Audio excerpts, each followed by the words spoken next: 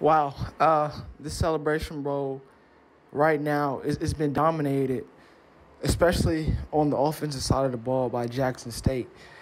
Now they have dominated this team. They have dominated South Carolina State, but the issue that we see here is that they're only up 7-0, and as great as they've looked offensively, South Carolina State has made stops when they needed to.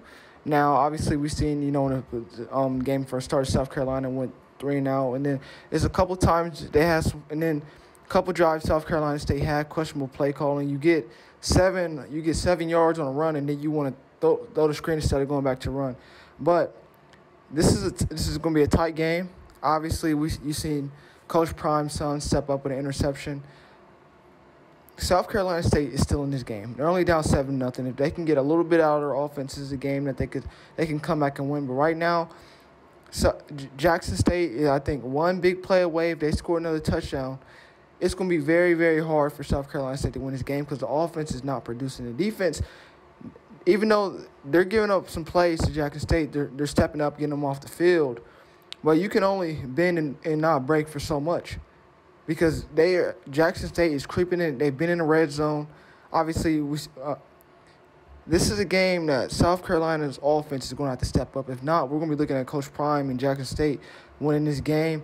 And it's going to be huge for them. But I just don't understand the offensive play calling from South Carolina State. And South Carolina State, they're hitting. They are hitting very hard out there.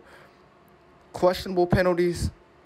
You got to keep your composure, especially after that interception.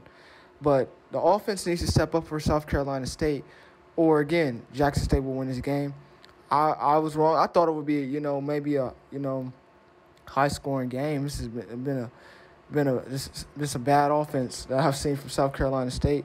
But at the end of the day, if you can go in halftime, down 7-0, they have the ball. If they can get a field goal, maybe score a touchdown, it's going to be a whole new ball game. But if this offense does not step up, it's going to be very bad. I like what I'm seeing. I like what I'm seeing from the defense of South Carolina State. Offensively, not so much. Jackson State, offensively, you have to capitalize and score. There is no reason why you should only be up 7-0. This should at least be a 21-0 game, at least. But it's not. Hats off to that defense of South Carolina State. But Jackson State, you're going to let this team stay in here, and you'll end up losing this game. So I'm very interested to see how the rest of this first half goes and definitely the second half.